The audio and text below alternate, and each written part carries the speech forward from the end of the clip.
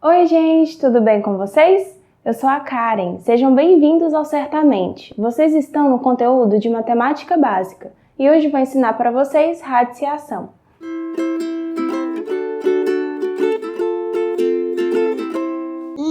Certamente. Antes, a gente tem que entender o conceito de radiciação.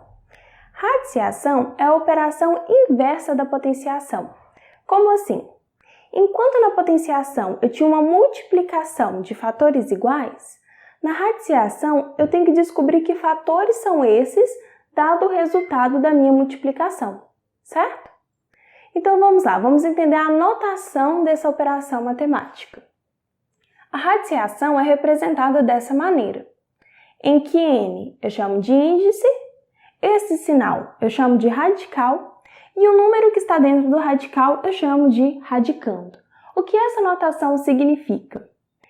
Significa o seguinte: qual número eu multiplico por ele mesmo n vezes e chego ao número A? Por exemplo, se eu tenho isso aqui, qual é o índice? 4. Qual é o radicando? 16. O que isso quer de mim? Quer que eu diga qual número multiplicado por ele mesmo 4 vezes me faz chegar ao número 16. E eu sei que é 2, pois 2 vezes 2 vezes 2 vezes 2, estão vendo? 4 vezes é 16. Vamos conferir? 2 vezes 2, 4 vezes 2, 8. 8 vezes 2, 16. Mais um exemplo.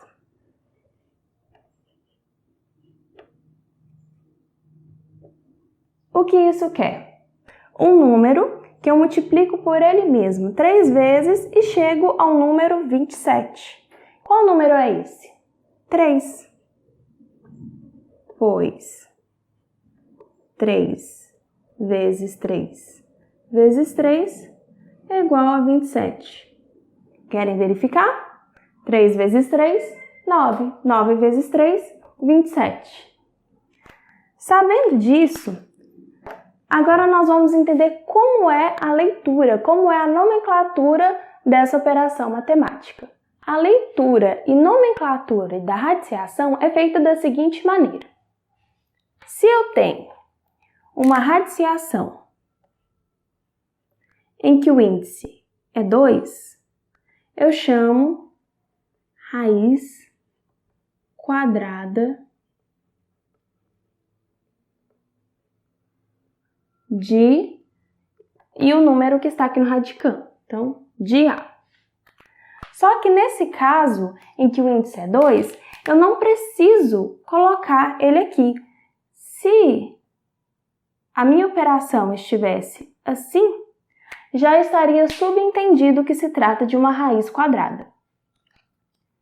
Quando o índice da minha radiciação é 3, eu chamo de raiz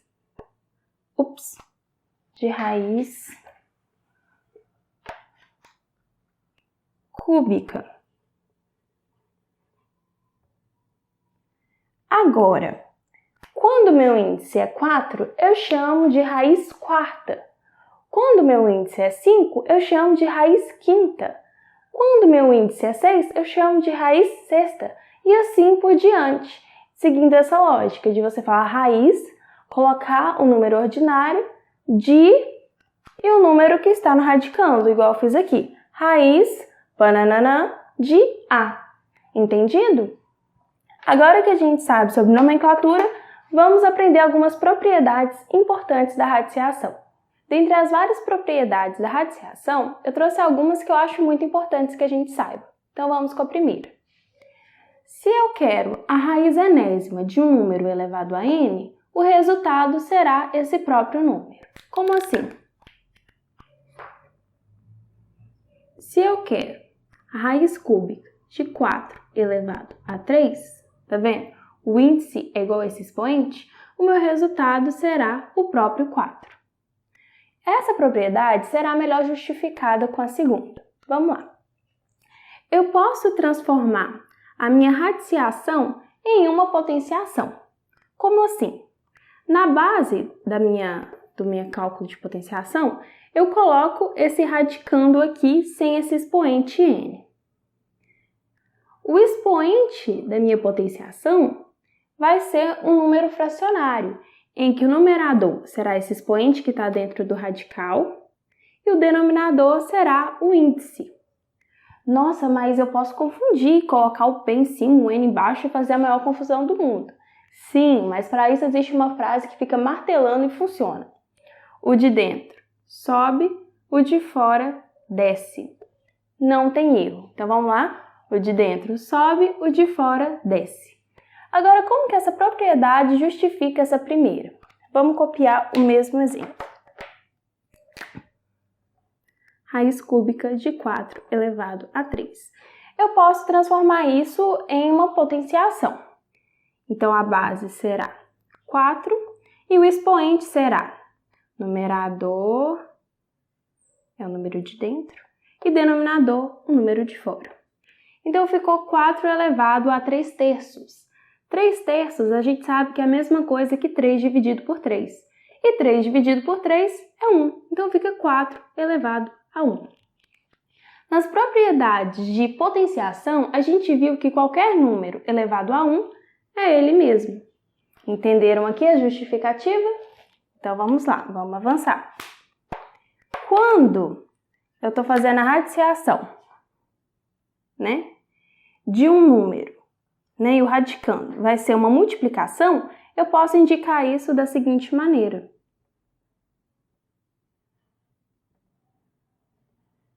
Certo? Uma multiplicação de radicais.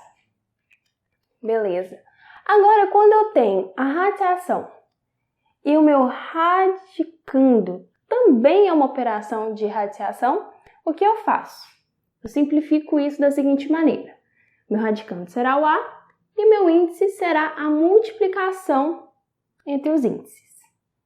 Nesse caso, eu tenho uma fração no radicando. Como que eu indico isso, Como que eu simplifico isso?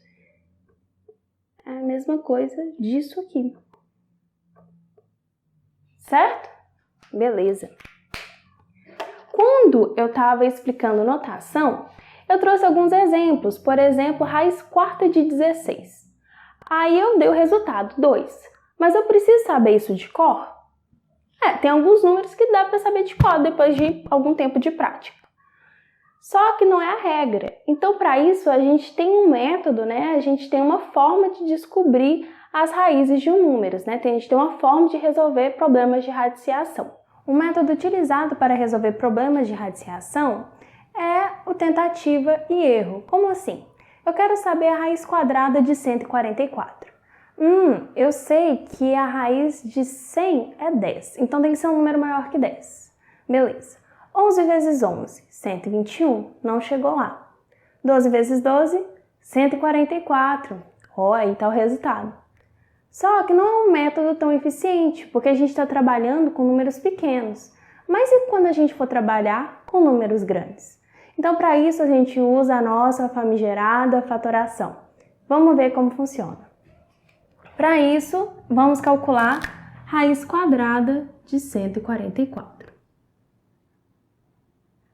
Fatorar é decompor o meu número em fatores primos, não é mesmo? Então, vamos lá decompor 144 em fatores primos.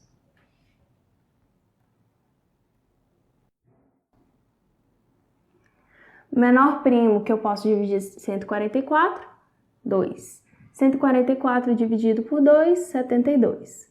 Posso continuar dividindo por 2. 72 dividido por 2, 36. Continuo. 36 dividido por 2, 18. 18 dividido por 2, 9. Agora, eu tenho que pensar no número primo 3. Então, vamos lá. 9 dividido por 3, 3. 3 dividido por 3, 1. Acabou a minha fatoração. Então, quando eu digo que eu quero a raiz quadrada de 144, eu quero a raiz quadrada de 2 vezes 2 vezes 2 vezes 2 vezes 3 vezes 3. Estão vendo? Só que aí eu posso agrupar esses números de 2 em 2, sendo que cada grupo eu vou ter apenas os mesmos números, né? Então, eu posso deixar isso aqui mais bonito. Eu posso fazer assim, ó. 2 vezes 2 é a mesma coisa que 2 ao quadrado. Vezes 2 vezes 2 é a mesma coisa que 2 ao quadrado. E 3 vezes 3, 3 ao quadrado. Agora, vocês lembram daquela propriedade, né? De que se eu tenho uma multiplicação, né? Eu tenho uma radiciação e tenho uma multiplicação no radicando, eu posso fragmentar isso em várias raízes de mesmo índice, né? Então, vamos lá.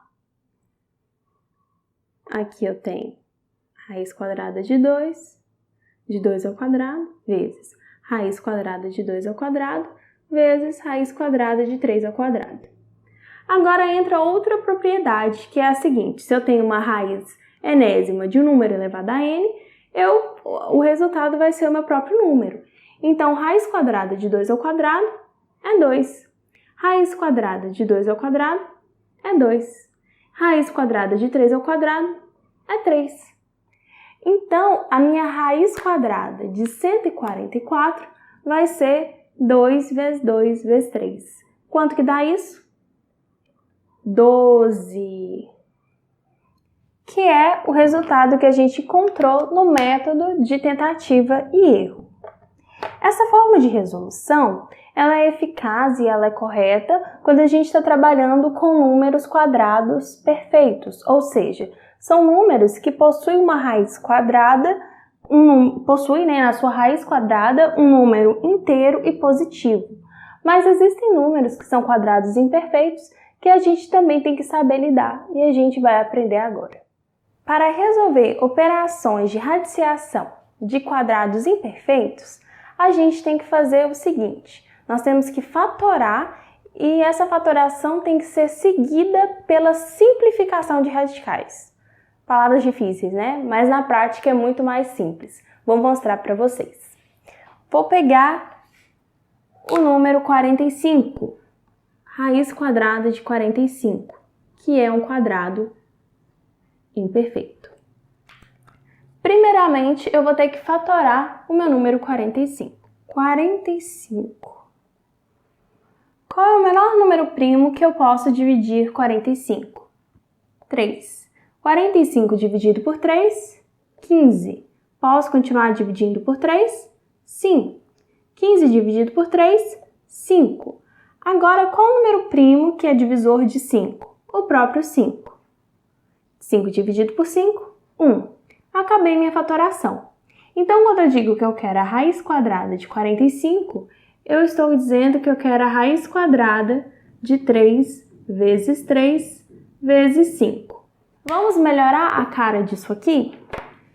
Olha, se eu agrupo o meu 3 de 2 em 2, fica assim: raiz quadrada de 45 é a mesma coisa que raiz quadrada de 3 elevado ao quadrado vezes 5. Agora, vamos seguir aquela mesma propriedade do exemplo anterior. Isso aqui vai ser raiz quadrada de 3 ao quadrado vezes raiz quadrada de 5. Aqui nós temos aquela mesma coisa, né? Raiz enésima de um número elevado a n. Então, eu corto aqui, corto aqui. Então, raiz quadrada de 3 elevado ao quadrado é 3. Agora, eu não tenho uma raiz quadrada exata de 5. Então, eu apenas vou conservar essa raiz de 5, chegando à conclusão que raiz quadrada de 45 é a mesma coisa que 3 vezes raiz quadrada de 5. Tranquilo? Então é isso, gente. Espero que vocês tenham entendido, espero que vocês tenham gostado. Não se esqueçam de curtir, se inscrever, compartilhar com os amigos para que a gente possa desfazer o maior número possível de dúvidas. Muito obrigada!